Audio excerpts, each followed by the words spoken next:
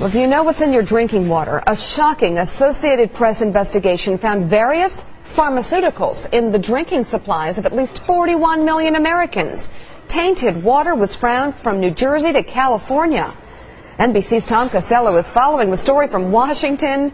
Tom, I've been dying to ask somebody some questions about this story. First of all, what kinds of drugs are we talking about, and how dangerous is this? Pretty wide range. Here's the drinking water in Washington, D.C. They found 6 pharmaceuticals in our drinking water here. They include ibuprofen, caffeine, monocin, and about 3 or 4 others. In Philadelphia, they had 56 pharmaceuticals or byproducts. They range everything from epilepsy medication to mental health medicines to pharmaceuticals that really run the gamut. Here's the bottom line from the Associated Press on the study they did. It was, as you mentioned, a 5-month investigation involving the AP investigative team. 50 major cities in 50 states were looked at, and drugs were found in the water of 24 major cities. We're talking 41 million Americans here who drink that water. So what's in the water? Everything from acetaminophen and ibuprofen to mood stabilizers, antibiotics, angina, heart, as well as cholesterol drugs, and even sex hormones. The trouble here, Meek, is that the federal government does not test specifically for pharmaceuticals in the water. And in fact, there is no way to scrub water that is in a treatment plant for pharmaceuticals.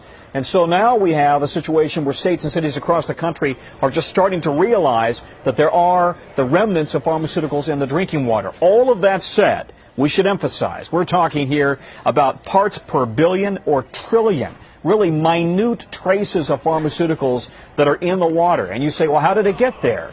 Well, without getting too graphic, all of us who take medication for one thing or another, we don't absorb all of it. It is excreted. It gets into the sewage system, into the water treatment plants.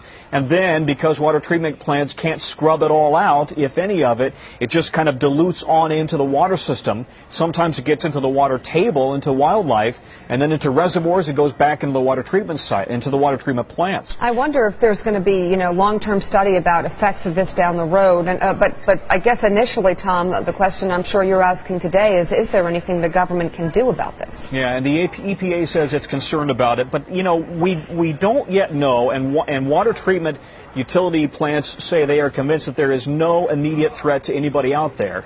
That said, I did a story about 4 years ago in which we found a river in Colorado, and now we know there are many rivers, in which the fish were turning from male to female.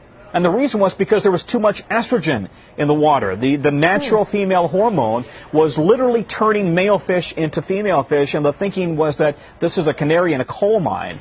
So now the question is, what's the impact on humans? Yeah, that's the next one. Tom Costello on this story from Washington. Thank you very much.